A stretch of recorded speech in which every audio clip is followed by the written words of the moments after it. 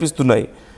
So ఇప్పుడు జరుగుతున్నటువంటి యుద్ధ పరిణామాల్లో చాలా నష్టపోయినటువంటి దేశాల్లో ఖచ్చితంగా యుఏఈ కూడా ఉంది.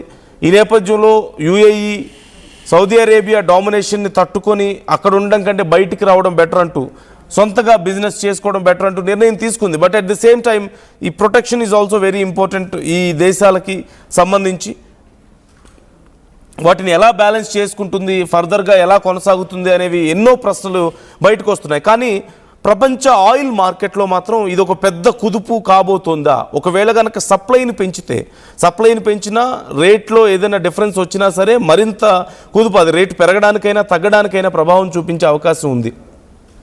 సో సప్లై తగ్గించినా సమస్య అవుతుంది, సప్లై పెంచినా సరే సమస్య అవుతుంది.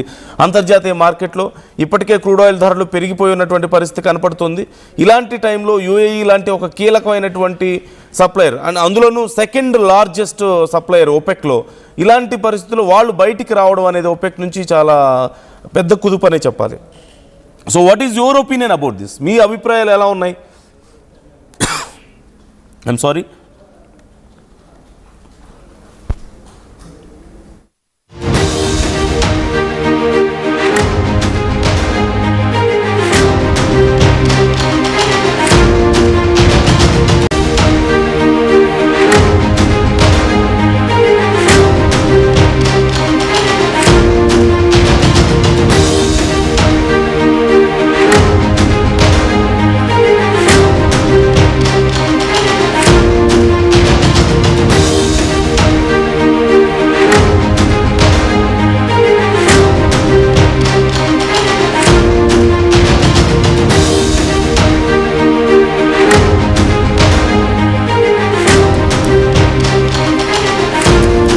మరొక కీలక పరిణామం చోటు చేసుకుంది అంతర్జాతీయ స్థాయిలో.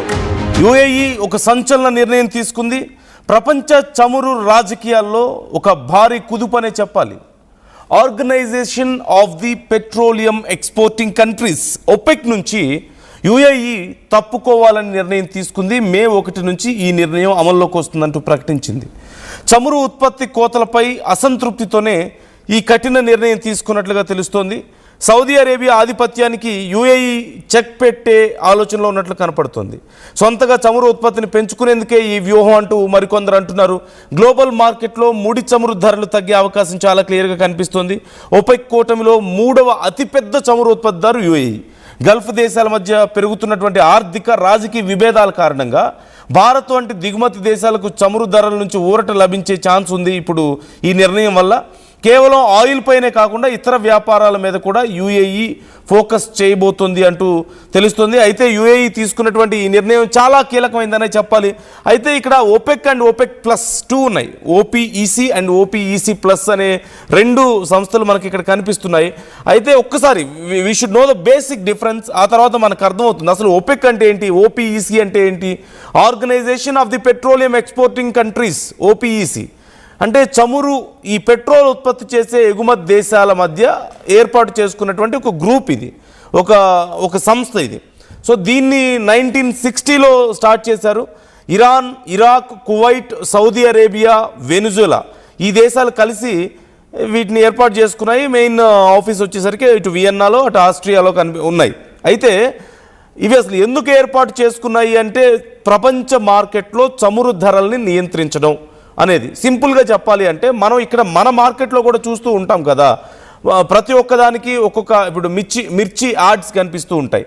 ఇప్పుడు మిర్చి పంట గుంటూరు లాంటి ప్రదేశాల్లో ఎక్కువగా పండుతూ ఉంటాయి, అక్కడ మిర్చి యాడ్స్ కనిపిస్తూ ఉంటాయి. లేదంటే రైతుల కోసం ఎన్నో రకాల ఆర్గనైజేషన్ మనం చూసాం కదా, వరి పంటను కొనుగోలు చేయడానికి ఒక ప్రత్యేకమైనటువంటి గ్రూప్ ఉంటుంది, గవర్నమెంట్తో నెగోషియేషన్స్ చేస్తూ ఉంటుంది. సో ఇలా ప్రత్యేకంగా ఆ దేశాలన్నీ కలిసి ఆ దేశాల మధ్యలో డిఫరెన్స్ వస్తూ ఉన్నాయి.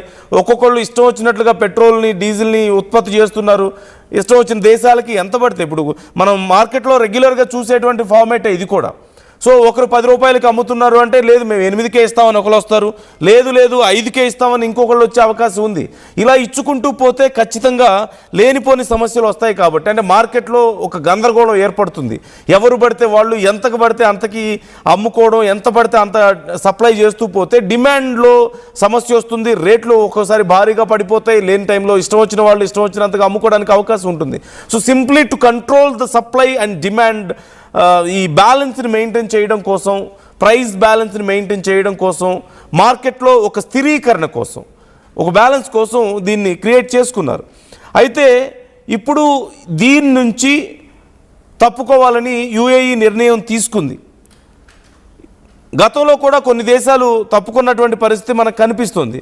అయితే ఇప్పుడు ఎందుకు తీసుకుంది ఈ నిర్ణయం అనేది కూడా చాలా కీలకమైన విషయంగానే మనం చూడాలి.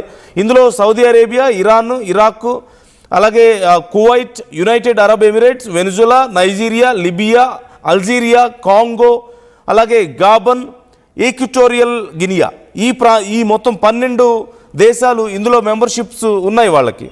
అయితే గతంలో ఖతార్ అలాగే ఇండోనేషియా బయటకు వచ్చేసాయి. ఇప్పుడు యుఏఈ కూడా బయటకు వచ్చినటువంటి పరిస్థితి కనపడుతుంది. అండ్ మరొకటి ఒపెక్ ప్లస్ అని కూడా ఏర్పాటు చేసుకున్నారు. అంటే ఈ గ్రూప్తో హ్యాపీగా లేని వాళ్ళు, ఈ సంస్థతో హ్యాపీగా లేని వాళ్ళు మళ్ళీ ఒక ఒపెక్ ప్లస్ అనే దాన్ని ఏర్పాటు చేసుకున్నారు. ఇది 1960లో, అది 1940లో ఏర్పాటు చేసుకుంటే 1960లో ఏర్పాటు చేసుకున్నారు. తర్వాత అదే ఇయర్లో దీన్ని కూడా ఏర్పాటు చేసినటువంటి పరిస్థితి మిగతా మరికొన్ని దేశాలు కలిసి. అయితే వీళ్ళందరూ కూడా మరికొన్ని బలమైన దేశాలు ఇందులో ఉన్నాయి. ఒపెక్ ప్లస్కి వచ్చేసరికి Saudi Arabia, Iran, Iraq, Kuwait, Venezuela, Russia, Kazakhstan, Oman, Mexico, Azerbaijan, Malaysia, Bahrain, Brunei, అలాగే సౌత్ సుడాన్, ఈ దేశాలు ఒపెక్ ప్లస్లో కనిపిస్తున్నాయి. అంటే ఇన్ఫ్యాక్ట్ ఒపెక్తో పోల్చుకుంటే OPEC plus countries are more strong.